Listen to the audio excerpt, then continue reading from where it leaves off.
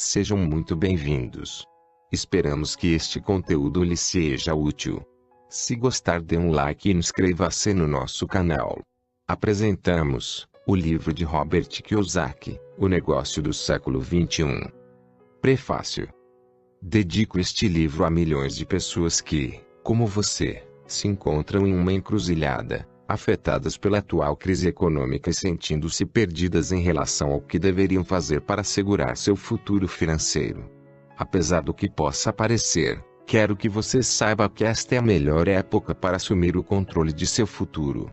Passei a vida educando as pessoas sobre como obter liberdade financeira e sei que este livro, como os demais da série Pai Rico, dará a você a visão necessária para criar e sustentar a riqueza por muitos e muitos anos. Assim que você aprender a verdade sobre como o dinheiro funciona e as oportunidades de negócios que estão disponíveis para você no século XXI, serás capaz de construir a vida que deseja. Agradecimentos. Gostaria de agradecer a minha esposa Kim, por seu amor e apoio contínuo, assim como a minha família Pai Rico, que me ajudou a enviar mensagens sobre educação financeira para milhões de pessoas ao redor do globo. Gostaria também de agradecer a John Fleming, por suas valiosas opiniões sobre marketing de rede, e a Stuart Johnson, Hillbilly, e a equipe da Video Plus, por sua assistência em tornar este livro realidade. Por fim, gostaria de agradecer a Dion Davidman e de Amy Nemert, por trazerem sua arte e paixão a este projeto. Sobre os autores: Robert T. Kiyosaki, investidor, empreendedor, defensor da educação financeira e autor best-seller. Robert Kiyosaki é autor de Pai Rico, Pai Pobre, o livro mais importante de finanças pessoais de todos os tempos. Um livro que desafiou e mudou a forma como dezenas de milhões de pessoas pensam sobre o dinheiro. Pai Rico, Pai Pobre é o livro que mais tempo ficou nas 4 principais listas de livros best-sellers, de New York Times, Business Week, de Wall Street Journal e USA Today, e foi apontado como o livro número 1 em finanças pessoais pela USA Today por 2 anos seguidos. É a terceira mais longa duração de livros do tipo Como Fazer na lista de best-sellers. Com perspectivas sobre dinheiro e investimentos que muitas vezes contradizem a sabedoria convencional, Robert conquistou a reputação de falar sem rodeios, com irreverência e coragem. Seu ponto de vista de que o velho conselho, arrume um bom trabalho, poupe dinheiro, saia das dívidas, invista para o longo prazo em uma carteira diversificada, é ruim, tanto obsoleto quanto falho, desafia o status quo. Sua afirmação de que a sua casa não é um ativo provocou polêmica, mas provou-se precisa para muitos proprietários. Outros títulos da série Pai Rico detêm 4 dos 10 lugares da Nielsen Bookscan List, em vendas entre 2001 e 2008. Traduzida para os 51 idiomas, disponíveis em 109 países, a série Pai Rico já vendeu mais de 28 milhões de cópias em todo o mundo e tem dominado as listas de best-sellers em toda a Ásia, Austrália, América do Sul, México e Europa. Em 2005, Robert passou a fazer parte do Wolf Fame da Amazon.com, como um dos 25 autores mais vendidos. Existem atualmente 27 livros na série Pai Rico. Entre os títulos notáveis, está Nós Queremos Que Você Seja Rico, escrito com o bom amigo de Robert, Donald Trump, em 2006, que estreou em primeiro lugar na lista dos mais vendidos do The New York Times. Os dois amigos e gigantes dos negócios já estão trabalhando em um segundo livro.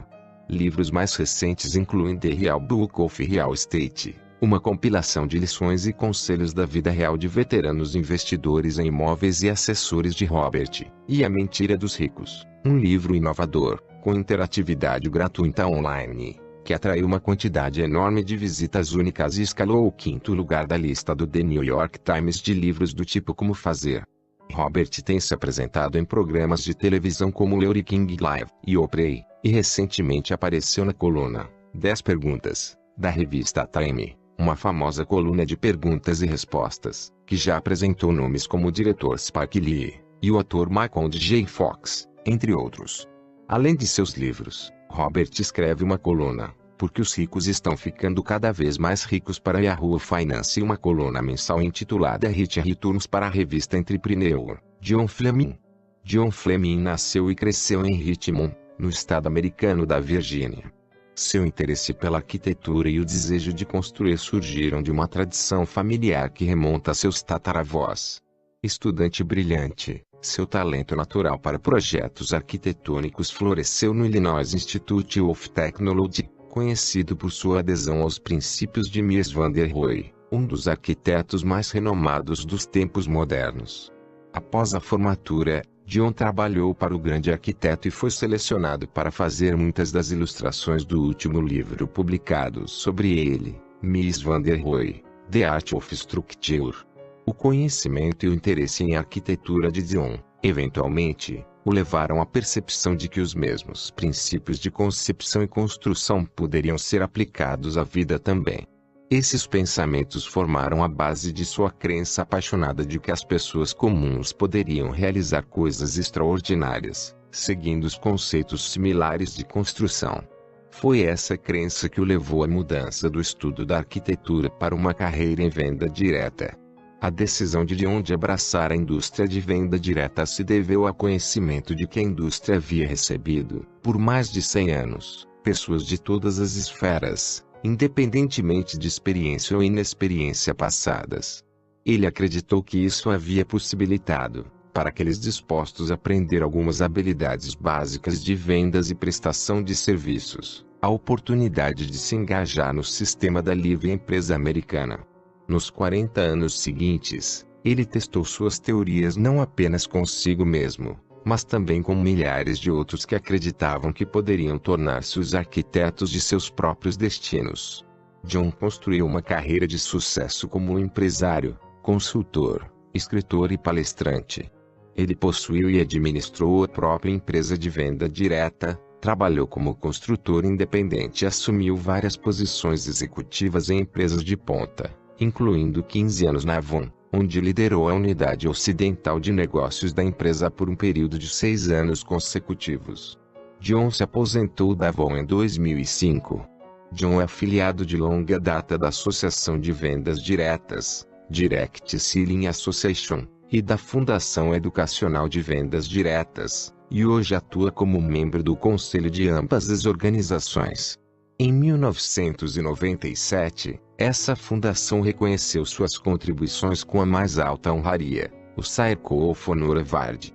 Ao longo dos últimos anos, John continuou a criar várias estruturas organizacionais através das quais sua consultoria e liderança continuam mantendo foco em empreendedorismo, educação e soluções. Em 2006, assumiu o cargo de editor-chefe do jornal Venda Direta, Direct Selling News, a publicação de comércio que serve à indústria de venda direta, onde ele agora leva seu conhecimento e discernimento para os líderes da indústria. www.directsellingnews.com. Desde 2008, ele é o diretor executivo da Success Foundation, uma organização sem fins lucrativos dedicada a ajudar os adolescentes a aprenderem habilidades críticas de desenvolvimento pessoal, para que, assim, eles possam alcançar todo o seu potencial. www.successfoundation.org. John também é autor de The One Course, que fornece instruções sobre como construir uma vida bem-sucedida usando os princípios da arquitetura. www.theonecourse.com. Kim Kiyosaki. Com paixão por educar as mulheres sobre dinheiro e investimentos, Kim Kiyosaki se baseia em uma vida inteira de experiência em negócios, imóveis e investimentos na missão de apoiar a educação financeira. Kim foi convidada especial nos programas Larry King Show, Fox News e Brave AV, via Internet e Television, e é anfitriã do programa Mulher Rica, da rede pública de televisão PBS. Recentemente, Kim foi apresentada como defensora de educação financeira na revista Essence e colunista da WomanEntrepreneur.com. Kim é uma milionária self-made e é bem casada, mas ferozmente independente. Seu primeiro livro, Mulher Rica, entrou para a lista dos mais vendidos da Business Week no mês em que foi lançado. Mulher Rica é um best-seller em vários países do mundo, incluindo México, África do Sul, Índia, Austrália, Nova Zelândia e em toda a Europa. Donald Trump disse sobre mulher rica: este livro é leitura obrigatória para todas as mulheres. Hoje, mais do que nunca, as mulheres precisam ser financeiramente mais experientes. Mulher Rica também entrou na lista de leitura de verão de Donald Trump, em 2009. Kim tem usado o Fórum Internacional de Rich Woman para mostrar as surpreendentes estatísticas relativas a mulheres e dinheiro, e no site www.richwoman.com ela criou uma comunidade interativa online na qual as mulheres podem aprender e crescer. Kim Kiyosaki e seu marido, Robert Kiyosaki, sabem como é a situação de crise financeira que muitos americanos estão enfrentando. Na década de 1980, eles eram sem teto, desempregados e tinham mais de $400 mil em dívidas. Naquele momento difícil, eles criaram e seguiram uma fórmula de 10 passos simples para sair da dívida ruim. Eles compartilham essa fórmula no popular CD Como Saímos das Dívidas Ruins. Hoje, são empresários de sucesso e autores best-sellers. Além disso, Robert e Kim Kiyosaki criaram um jogo de tabuleiro Cashflow, em 1996, para ensinar as estratégias financeiras e de investimento que seu pai rico passou anos lhe ensinando. Foram essas mesmas estratégias que lhes permitiram aposentar-se mais cedo. Hoje, há milhares de clubes Cashflow em todo o mundo. Em 1997, Kim e Robert fundaram a companhia Pai Rico. A empresa lançou a mensagem e a missão Pai Rico, marca registrada de alfabetização financeira, através de livros, jogos e outras ferramentas educacionais, e obteve reconhecimento e aclamação internacional. Muitas mulheres, especialmente quando envelhecem, se veem em situação financeira temerária, devido ao divórcio, a morte de um cônjuge ou simplesmente a falta de planejamento. O problema é que muitas não foram instruídas sobre dinheiro e investimentos. A educação financeira não diz respeito a comprar um seguro de carro ou economizar centavos no supermercado. Eu acho que nós mulheres, somos um pouco mais inteligentes do que isso.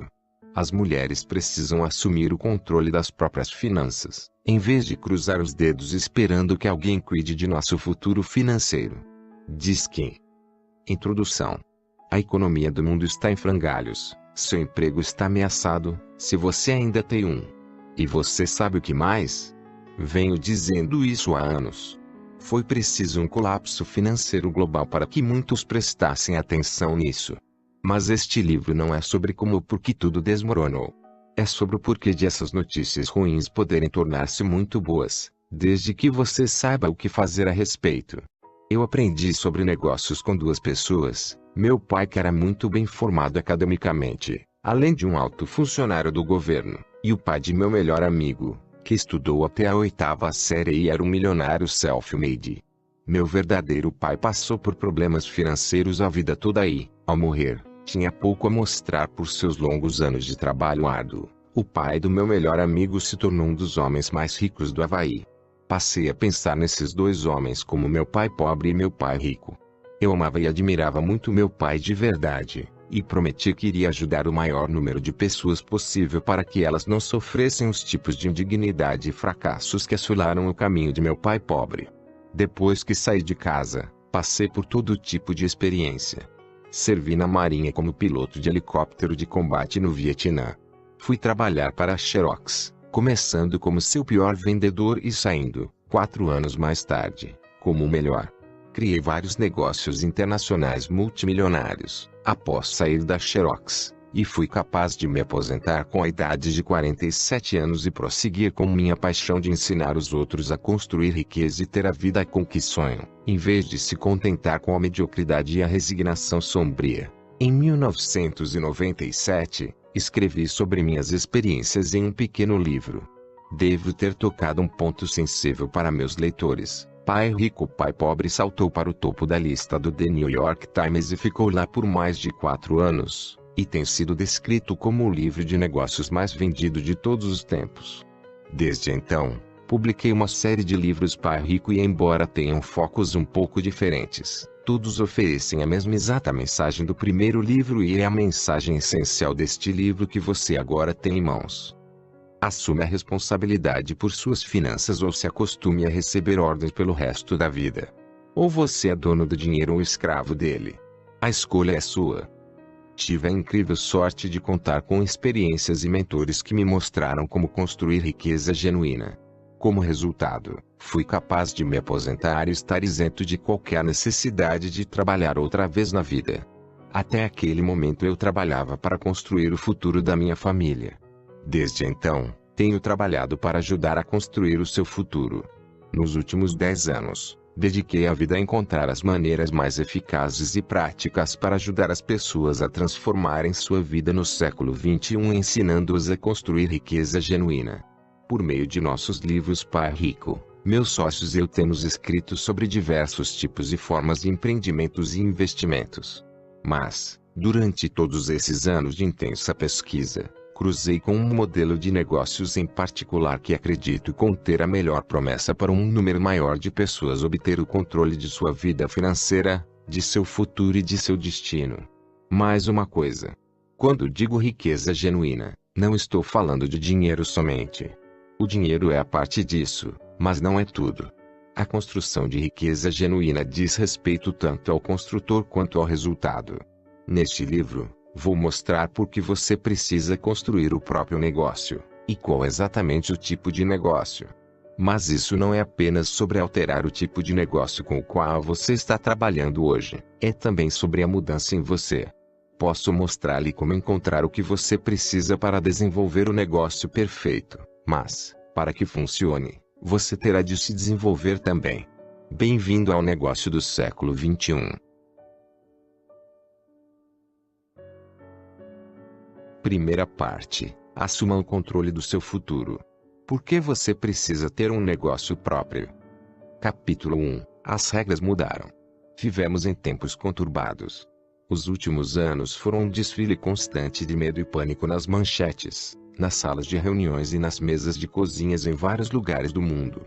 Globalização, outsourcing, downsizing, execução de hipotecas, subprime, derivativos tóxicos, esquemas de Ponzi, fiascos no mercado financeiro, recessão.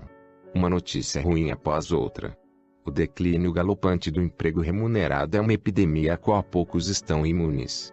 De executivos a gerentes de nível médio, de colarinhos brancos até colarinhos azuis, de banqueiros a funcionários do comércio, todos estão em risco. Mesmo a indústria de cuidados de higiene pessoal, que até recentemente era considerada uma zona de trabalho segura, já começou a reduzir significativamente a força de trabalho. No outono de 2008, nos Estados Unidos, um fundo de aposentadoria perdeu, de repente, metade do valor, ou mais. O mercado imobiliário despencou. O que as pessoas acreditavam que eram ativos sólidos, confiáveis, acabou por ser tão sólido quanto o vapor de água. A segurança no emprego não existe mais, é coisa do passado. É claro que você já sabe tudo isso. Mas aqui está o que você talvez não saiba: nada disso é realmente novo. Claro, foi preciso uma grande crise econômica para as pessoas começarem a acordar para o fato de que seus meios de sobrevivência estavam em risco. Mas suas fontes de renda não se tornaram arriscadas da noite para o dia, sempre estiveram ameaçadas. Muitas pessoas vivem há anos no fio da navalha, entre solvência e ruína, baseando-se no próximo salário para atender as despesas de cada mês. Normalmente apenas com um colchão muito fino de dinheiro na poupança, ou, o que ocorre com mais frequência, sem colchão algum. O salário é chamado de trocar seu tempo por dinheiro, e durante uma recessão, é a fonte de renda menos confiável que existe. Por quê? Porque quando o número de pessoas empregadas começa a cair, há menos renda disponível em circulação para pagar pelo seu tempo. Eu avisei. Venho avisando isto há anos. Não há mais essa coisa de emprego seguro. Muitas empresas de hoje são dinossauros do século XX, cambaleantes à beira da extinção. E a única maneira de você ter um futuro realmente seguro é assumir o controle desse futuro. Eis o que escrevi em 2001, em um livro intitulado The Business School for People ou Like Helping People. Em minha opinião, os Estados Unidos e muitos países ocidentais estão à beira de um desastre financeiro iminente, causado pelo fracasso do sistema educacional em oferecer um programa de educação financeira realista para seus estudantes.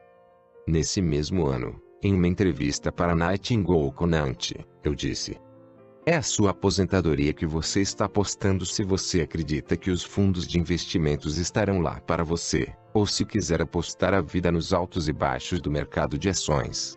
O que acontece se o mercado de ações subir e, em seguida, começar a desabar novamente quando você estiver com 85 anos? Você não tem controle. Não estou dizendo que os fundos sejam ruins. Só estou dizendo que não são seguros e não são inteligentes. E eu não apostaria meu futuro financeiro neles. Nunca antes na história do mundo tanta gente tem apostado a aposentadoria no mercado financeiro. Isso é insano. Você acha que a Previdência Social estará lá para cuidar de você? Então, você também acredita no Coelhinho da Páscoa. E, em uma entrevista que concedi em março de 2005, eu disse: a principal força de um ativo papel é sua liquidez, e é também sua principal fraqueza. Nós todos sabemos que haverá mais um crash do mercado que vai nos tirar tudo de novo.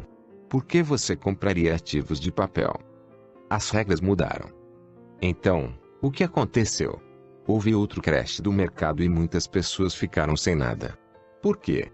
Porque nosso modelo mental e nossos hábitos nos aprisionam.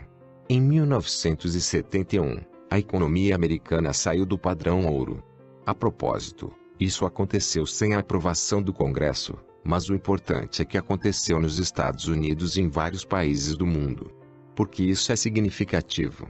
Porque abriu caminho para que passássemos a imprimir cada vez mais dinheiro, tanto quanto quiséssemos, sem que as moedas estivessem atreladas a qualquer valor real.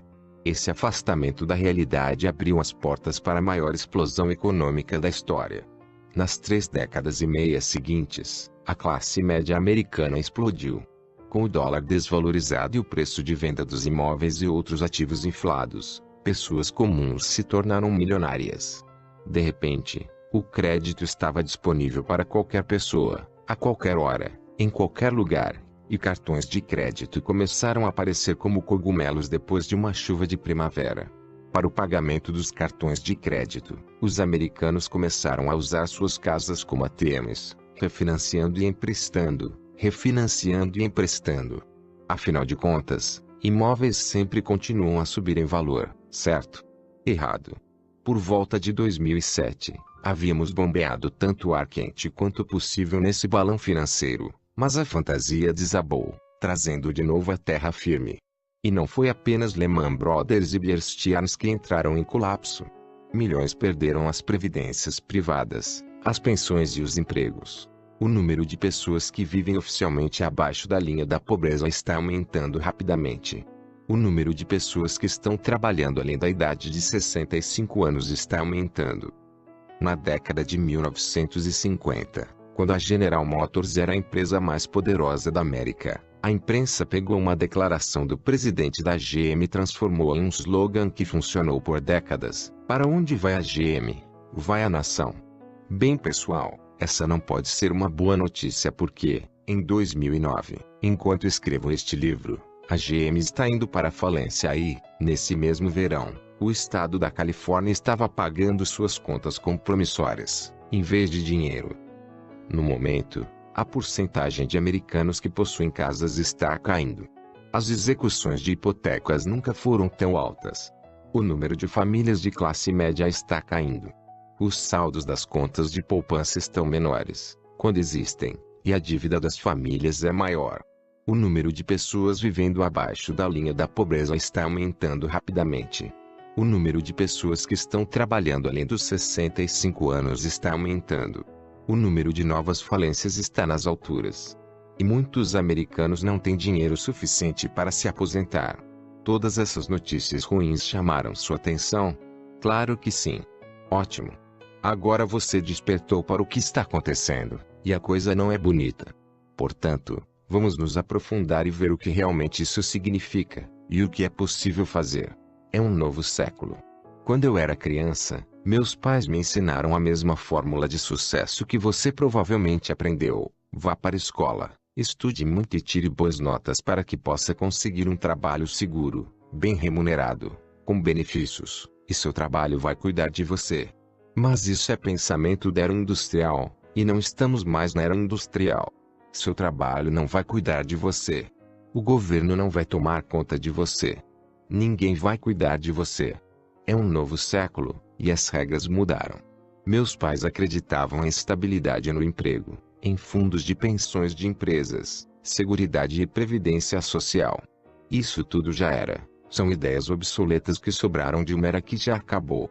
Hoje, segurança no trabalho é uma piada, e a própria ideia de emprego vitalício em uma única empresa, um ideal tão orgulhosamente defendido pela IBM em seu auge, é tão anacrônica quanto uma máquina de escrever manual. Muitos pensavam que seus planos de previdência estavam seguros.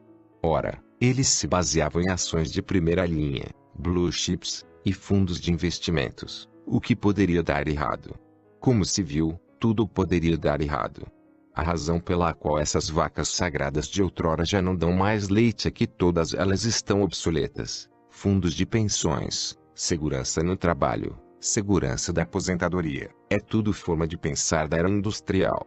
Estamos na era da informação agora, e precisamos usar o pensamento desta era. Felizmente, as pessoas estão começando a ouvir e aprender. É uma vergonha que seja preciso sofrimento e dificuldades para aprender, mas pelo menos está acontecendo. Cada vez que passamos por uma crise imensa, o estouro da bolha.com, o rescaldo econômico do 11 de setembro, o pânico financeiro de 2008 e a recessão de 2009, mais pessoas percebem que as redes de segurança não existem mais. O mito corporativo acabou.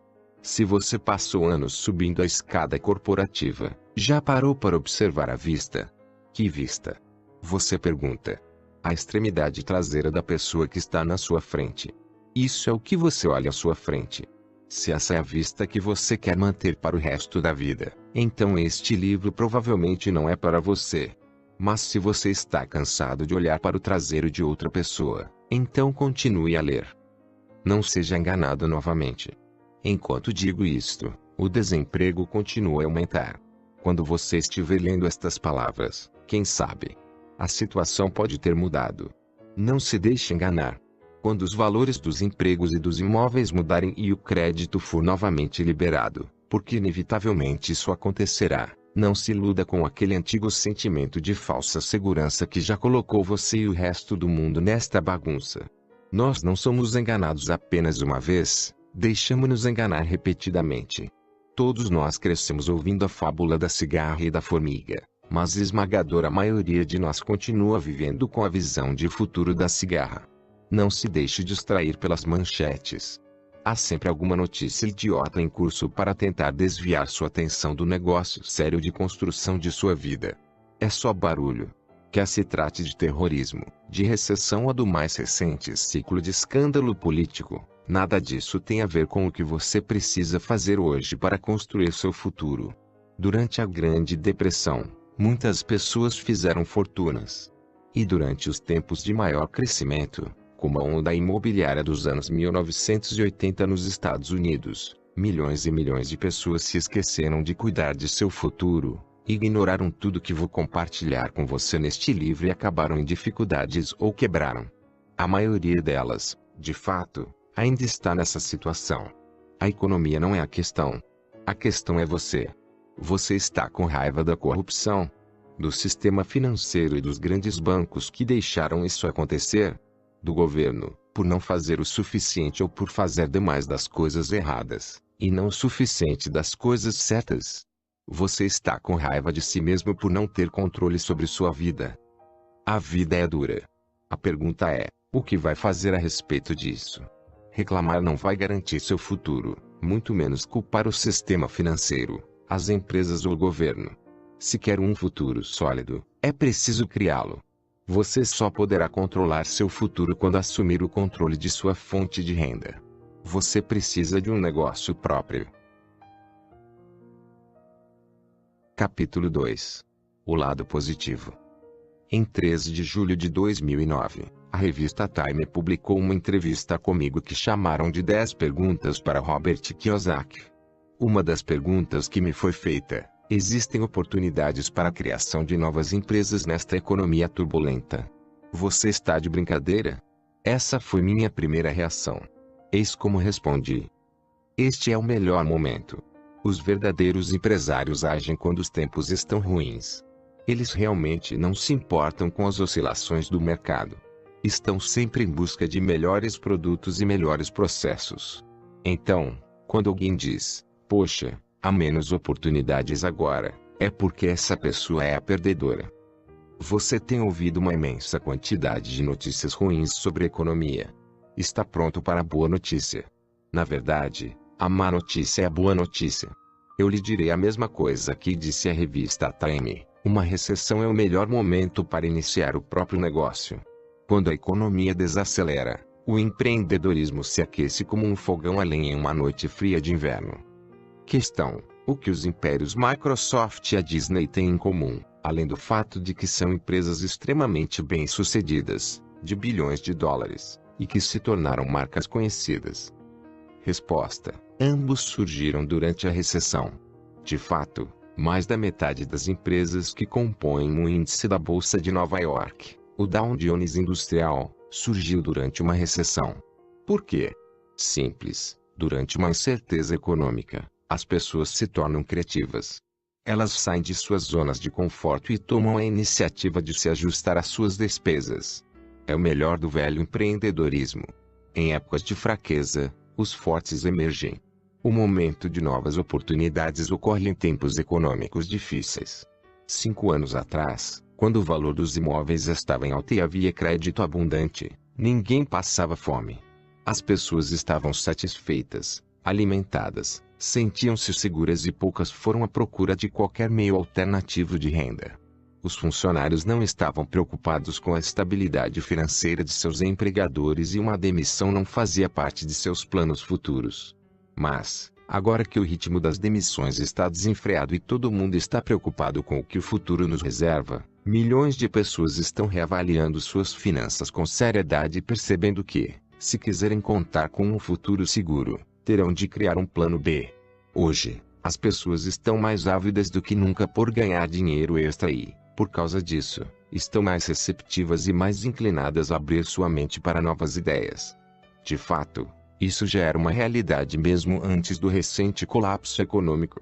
Desde os anos 1980, e especialmente, desde a virada do século, o anseio por controlar nosso próprio futuro econômico já estava florescendo.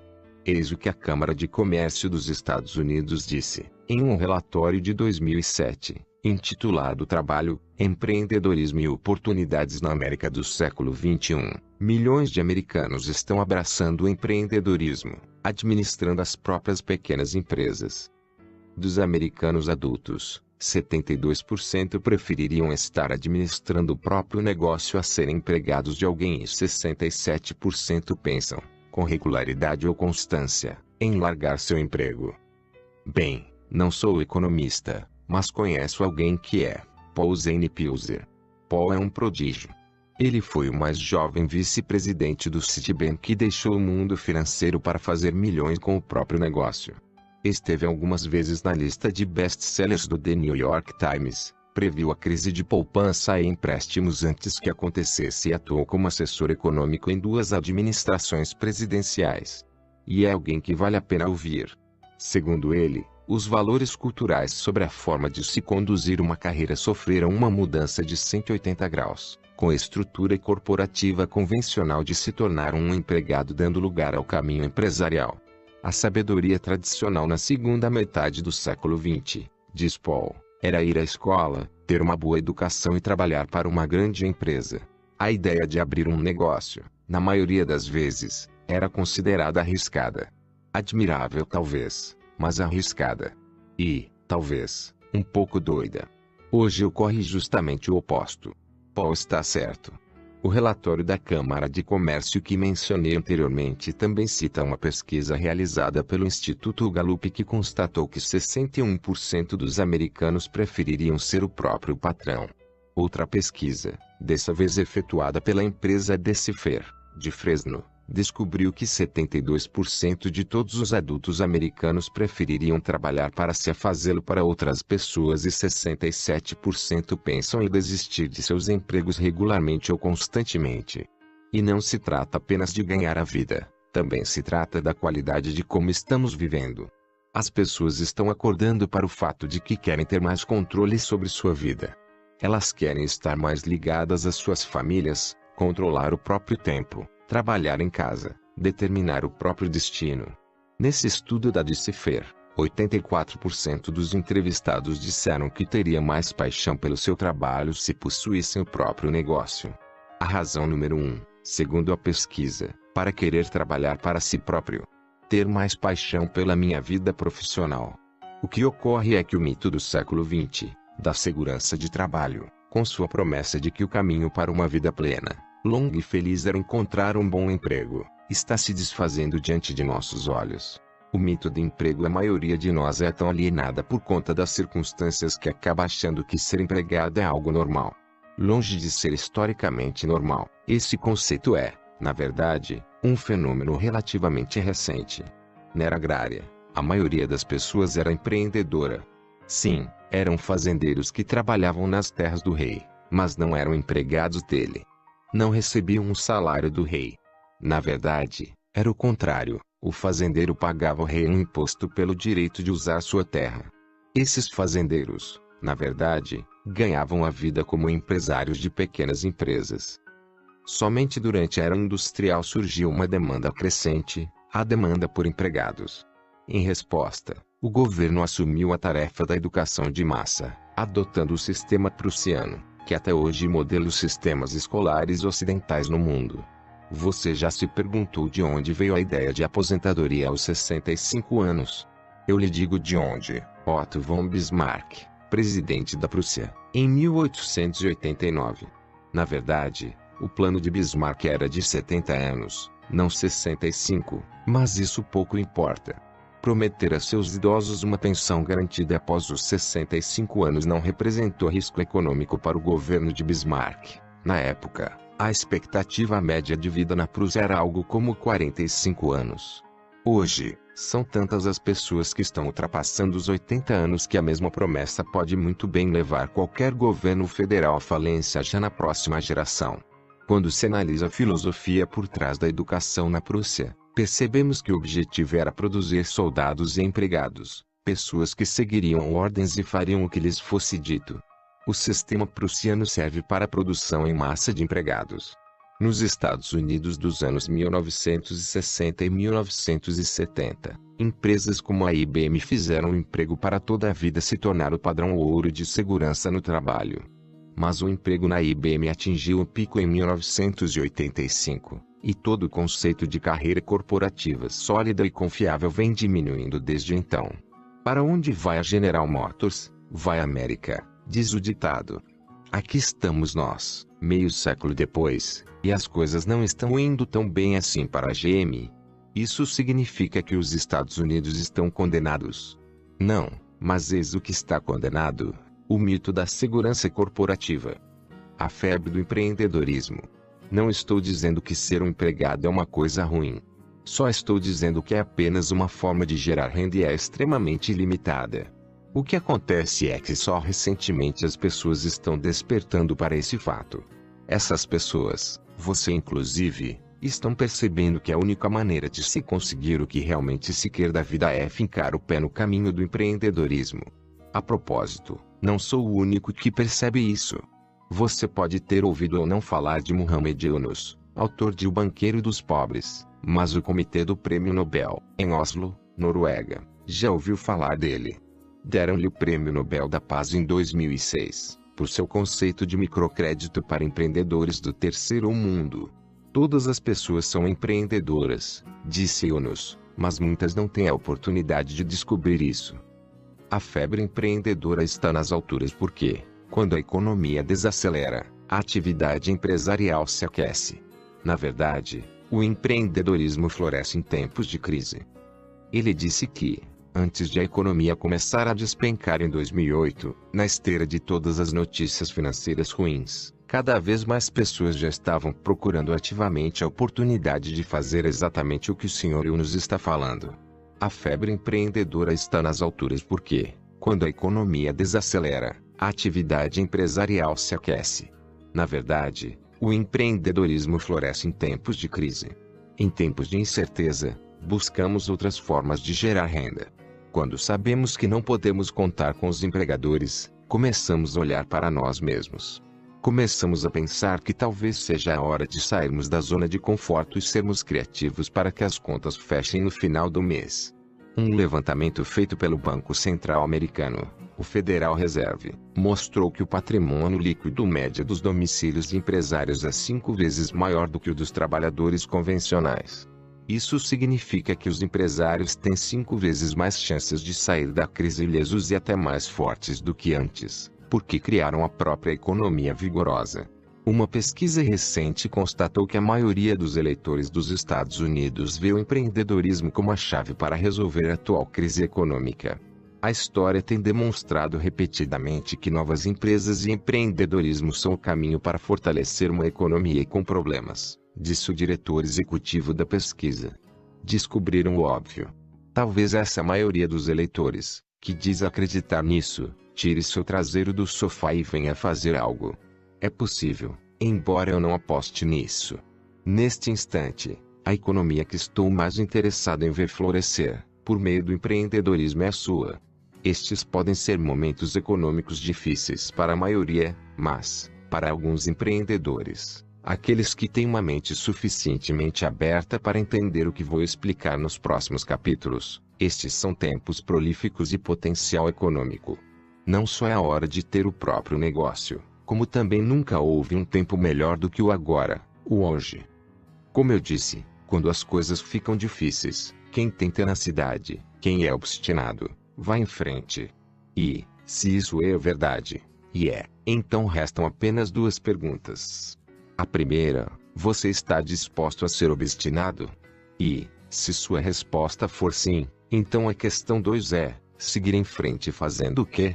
Não posso responder aquela primeira pergunta por você, mas sei exatamente como responder a segunda. Responder a essa pergunta é o principal objetivo deste livro. Capítulo 3. Onde você vive? Então, você tem trabalhado muito nos últimos anos, galgando a escada organizacional. Talvez ainda esteja nos primeiros degraus ou talvez esteja bem próximo do topo. Onde você se encontra, isso realmente não importa. O que realmente importa é a pergunta que você provavelmente se esqueceu de fazer nesse tempo todo em que se esforçava para escalá-la. Onde a escada está apoiada? Como diria Stephen R. Covey, não importa o quão rápido ou quão alto você sobe nessa escada se ela estiver recostada no tipo errado de muro. A proposta deste capítulo é que você interrompa a escalada por 1 minuto e veja onde sua escada está apoiada. E, se não está feliz com esse lugar, tente descobrir para onde você quer movê-la. Como você faz dinheiro? A maioria das pessoas assume que sua posição financeira é definida pelo quanto elas ganham, quanto valem ou alguma combinação das duas coisas. E não há dúvida de que isso faz algum sentido. A revista Forbes define uma pessoa rica como alguém que ganha mais de $1 milhão por ano, $83.333 por mês ou pouco mais de $20 mil por semana, e pobre como alguém que ganha menos de $25 mil por ano. Mas uma coisa ainda mais importante do que a quantidade de dinheiro que você faz é a qualidade desse dinheiro.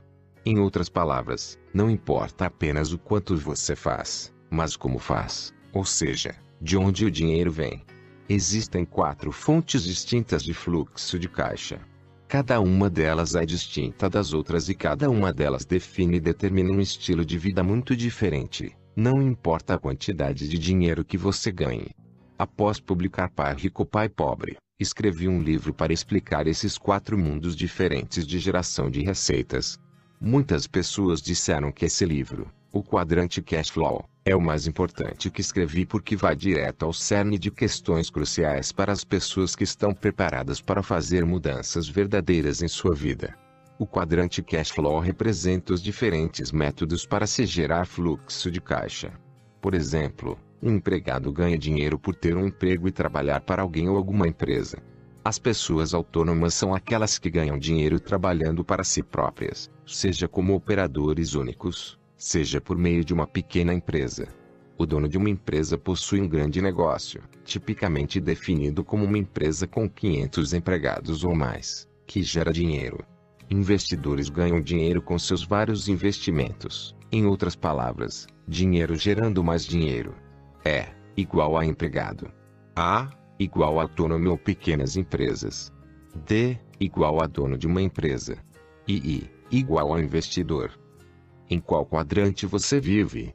Em outras palavras, de qual quadrante recebe a maior parte das receitas com as quais vive?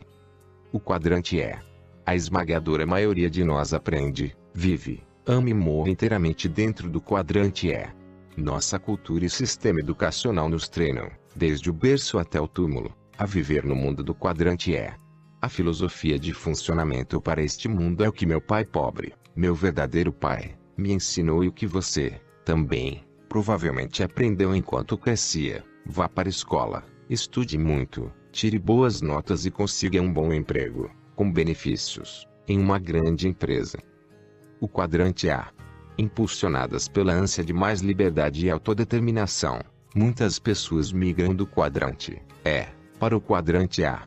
Este é o lugar para onde as pessoas vão em busca de sucesso e realização de seus sonhos. O quadrante A engloba uma gama enorme de formas de se adquirir renda, desde a babá e o paisagista adolescente, apenas começando a vida, até o advogado, consultor ou palestrante altamente remunerados. Mas esteja você ganhando $8 por hora ou $80 mil ao ano, o quadrante A é tipicamente uma armadilha. Você pode ter pensado que estaria demitindo seu chefe, mas o que realmente aconteceu é que apenas mudou de patrão. Você ainda é um empregado. A única diferença é que, quando quer culpar seu chefe por seus problemas, esse chefe é você. O quadrante A pode ser um lugar ingrato e difícil para se viver. Todo mundo pega no seu pé. O governo atormenta você, que passa um dia inteiro por semana apenas no cumprimento das obrigações fiscais. Seus empregados, seus clientes e sua família o atormentam porque você nunca tira férias. Como conseguir algum tempo livre? Se você fizer isso, perde terreno. Se tirar uma folga, a empresa não ganha dinheiro. De uma forma muito real, o A significa escravidão. Você realmente não é dono do próprio negócio. Seu negócio é que é seu dono. O quadrante D. O quadrante D é o lugar ao qual as pessoas vão para criar grandes empresas. A diferença entre uma empresa A e uma empresa D é que você trabalha para seu negócio A, enquanto seu negócio D trabalha para você. Tenho muitas empresas D, incluindo minhas fábricas, imóveis, empresas de mineração, entre outras. Aqueles que vivem e trabalham no quadrante D tornam-se à prova de recessão, porque controlam a fonte da própria renda. O quadrante I não é realmente um grande mistério. Meu pai rico me ensinou a viver no quadrante I, jogando banco imobiliário, e todos sabemos como funciona. 4 casas verdes, um hotel vermelho. Mudança de emprego não é mudança de quadrante. Permita-me agora explicar por que é tão importante entender esses 4 quadrantes diferentes. Com que frequência você ouviu pessoas reclamarem de seus empregos, fazerem mudanças e, alguns anos depois, continuarem com as mesmas reclamações? Eu continuo trabalhando pesado, mas não consigo avançar. Toda vez que recebo um aumento, ele é consumido pelos impostos e por aumento de despesas.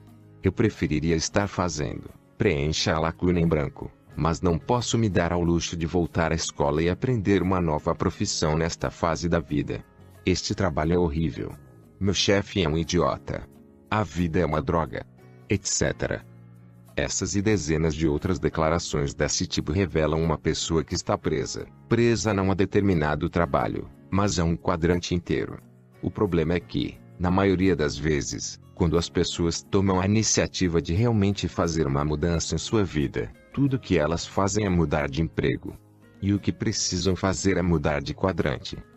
Romper com as típicas estruturas de trabalho e criar o próprio fluxo de renda coloca você na melhor posição possível para enfrentar uma tempestade econômica, porque você não depende de um chefe ou da economia para determinar sua renda anual. Você é quem a determina. O lado esquerdo. Os quadrantes E e A é onde a maioria das pessoas vive. É para onde somos educados e treinados a viver. Tire boas notas. Assim você pode conseguir um bom emprego. Isso é o que nos dizem. Mas suas notas pouco importam no quadrante D. O gerente de banco não pede para ver seu currículo acadêmico, ele quer ver seu balanço financeiro. Romper com as típicas estruturas de trabalho e criar o próprio fluxo de renda coloca você na melhor posição possível para enfrentar uma tempestade econômica, porque você não depende de um chefe ou da economia para determinar sua renda anual. Você é quem a determina. Pelo menos 80% da população vive no lado esquerdo da figura dos quadrantes. O quadrante E, principalmente, é onde nos ensinaram que encontraríamos proteção e segurança. Mas, ao contrário, é no lado direito, os quadrantes D e I, que a liberdade reside. Se você quer viver desse lado, pode fazer isso acontecer. Mas se o que quer é a segurança relativa do lado esquerdo, então talvez o que tenho para compartilhar aqui não sirva para você. Essa é uma decisão que só você pode tomar. Em que quadrante você vive? Em qual quadrante quer viver? Capítulo 4. Seus valores financeiros essenciais. Os 4 quadrantes não são apenas 4 estruturas diferentes de negócios. É muito mais acerca de 4 mentalidades diferentes. O quadrante que você escolhe para retirar seus rendimentos primários tem menos a ver com as circunstâncias externas, sua formação, educação, economia, aquilo que parece ser as oportunidades disponíveis a seu redor, e muito mais a ver com quem você é em essência, suas forças, fraquezas e interesses centrais. É uma questão de seus valores financeiros essenciais. São essas diferenças essenciais que nos atraem ou nos repelem dos diferentes quadrantes. É importante que isso seja compreendido porque significa que a mudança do quadrante E, ou A, para o quadrante D não é tão simples quanto preencher um formulário de mudança de endereço nos correios. Você não só muda o que faz, mas, de uma forma muito real, também muda quem você é, ou pelo menos, como pensa. Algumas pessoas podem curtir o fato de serem empregados, enquanto outras odeiam isso. Algumas pessoas adoram ser proprietárias de empresas, mas não querem administrá-las. Certas pessoas curtem investir, enquanto outras enxergam apenas o risco de perder dinheiro. A maioria de nós é um pouco de cada um desses personagens. Também é importante notar que você pode ser rico ou pobre em todos os 4 quadrantes. Há pessoas que ganham milhões e há outras que vão à falência em cada um dos quadrantes. Não há necessariamente garantia de sucesso financeiro em nenhum dos quadrantes. É possível dizer em qual quadrante as pessoas estão vivendo, apenas ouvindo o que dizem. Quando eu tinha 9 anos e ficava sentado ao lado de meu pai rico enquanto ele entrevistava as pessoas para eventuais contratações e aprendia a ouvir os principais valores das pessoas, valores que meu pai rico dizia que vinham de seu âmago. Aqui estão algumas frases-chave que emergem de cada quadrante, juntamente com um resumo dos valores centrais de cada um. O quadrante E significa a segurança, o quadrante A significa a independência, o D significa a construção de riquezas, e o I, liberdade financeira. Os valores do quadrante E: procura um emprego seguro, com bom salário e excelentes benefícios. Para aquele que vive no quadrante E, o valor essencial é a segurança. Você pode ser o vice-presidente de uma empresa e ainda assim, compartilhar os mesmos valores essenciais que o faxineiro dessa empresa, que ganha 1/10 de seu salário. Uma pessoa no quadrante E, independentemente de ser o zelador ou o presidente, muitas vezes pensa ou diz palavras como: estou procurando um emprego seguro e com bons benefícios. Ou, quanto receberemos pelas horas extras? Ou quantos feriados teremos este ano? Quando converso com alguém do quadrante E, sobre o quanto amo começar um novo negócio, meu interlocutor pode dizer: sim, mas não é arriscado. Cada um de nós vê a vida sob o prisma dos próprios valores essenciais. O que é empolgante para mim pode ser assustador para alguém. É por isso que, quando estou na companhia de pessoas que vivem nos quadrantes E e A, costumo falar sobre tempo, esportes ou o que está passando na televisão. Os valores do quadrante A. Se você quer algo bem feito, faça você mesmo. Para as pessoas que se encontram no quadrante A, o valor central é a independência. Elas querem a liberdade de fazer aquilo que desejam. Quando uma pessoa diz: vou me demitir do meu trabalho e trabalhar por conta própria, o caminho percorrido é do quadrante E para o quadrante A. As pessoas que se encontram no quadrante A são proprietárias de micro e pequenas empresas, especialistas e consultores. Por exemplo, tem um amigo que instala televisores de tela grande, sistemas de telefonia e sistemas de segurança em casas de pessoas ricas. Ele tem uma equipe de 13 e está feliz em ser o chefe dessas pessoas apenas. Ele é um árduo trabalhador do quadrante A. Pessoas que ganham por comissão, tais como agentes imobiliários e corretores de seguros, estão no quadrante A. O quadrante A também está repleto de profissionais autônomos, como médicos, advogados e contadores que não pertencem a uma grande empresa médica, legal ou contábil. Pessoas que vivem no quadrante A muitas vezes se orgulham de seus trabalhos manuais ou mentais. Se tivessem uma música tema, seria My Way. Canção clássica eternizada nas vozes de Frank Sinatra e Elvis Presley, cujo título, em tradução literal, é Do Meu Jeito. Ainda assim, por trás da fachada de independência, com frequência se observa uma falta de confiança na forma como essa pessoa trata seu negócio, o que também significa abordagem com a própria vida, porque a forma como encaramos nossos negócios tende a ser a mesma com que encaramos tudo mais. Um A é frequentemente pago por comissão ou pela quantidade de tempo que despende em um trabalho. Por exemplo, podemos escutar um A dizer coisas como: minha comissão é de 6% sobre o valor de venda. Ou cobro $100 por hora. Ou ainda, minhas taxas são custos mais 10%.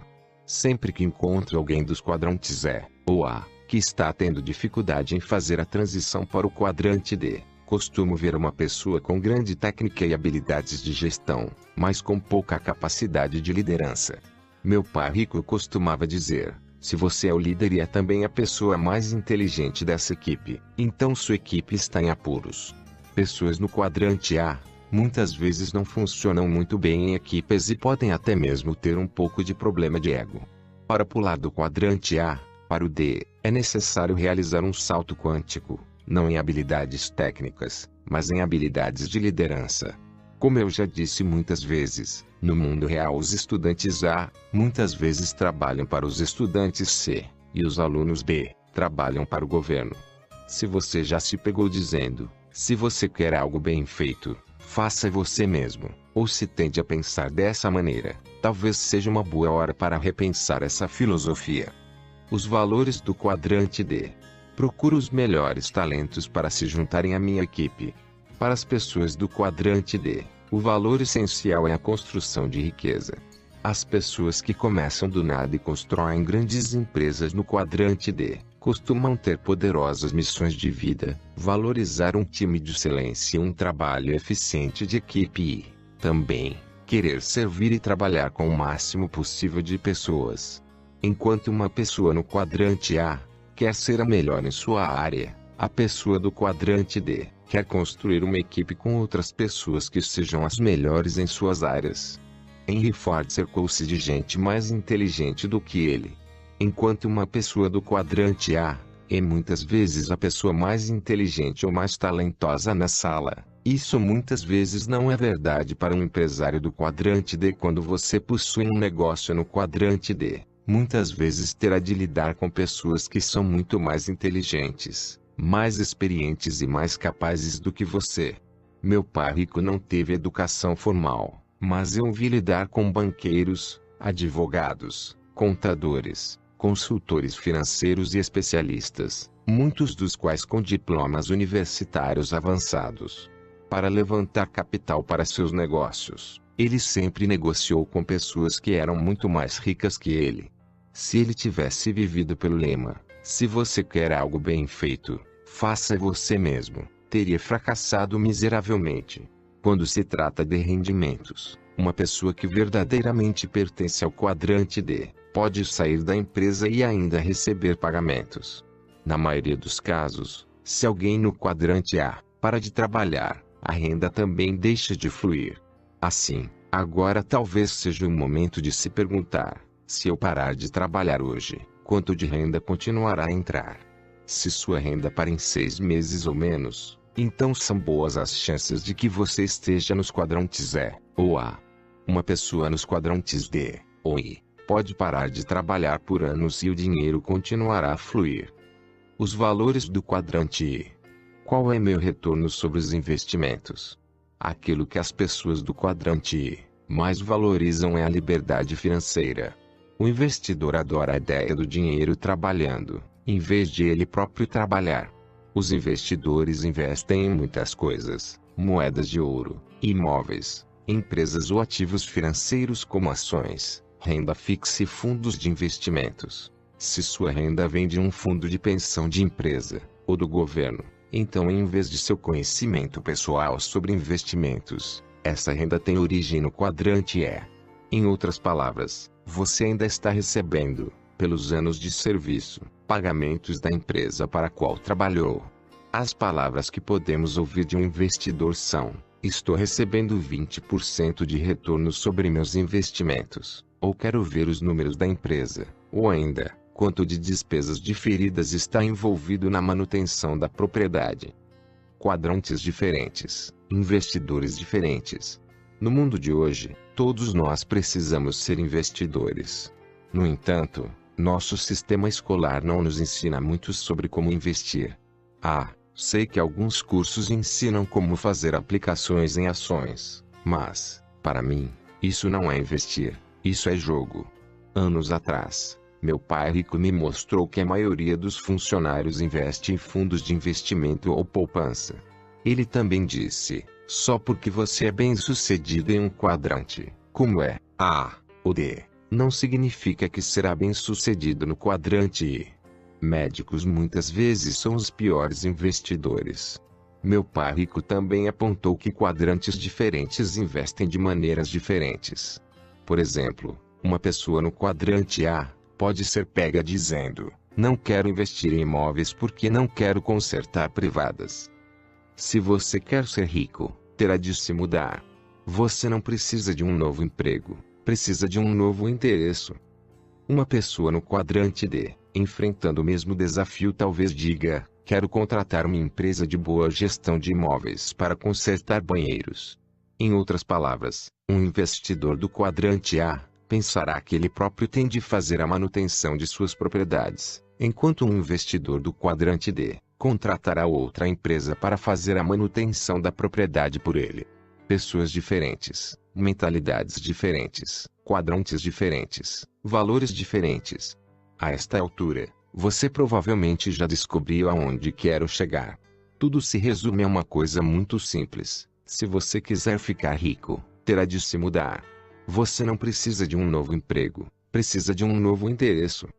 Se você quiser assumir o controle sobre sua vida e seu destino, se quiser a verdadeira liberdade, a liberdade de tomar decisões, de definir seu horário, de desfrutar tempo com sua família e ter tempo para si mesmo, fazendo as coisas que gosta de fazer, se você quer viver a vida que merece, sem cerceamentos, uma vida de paixão e entusiasmo e satisfação, em suma, se quer ser rico e viver como tal, então é hora de arrumar suas coisas e se mudar. É hora de deixar o lado esquerdo do gráfico e passar para os quadrantes D e I.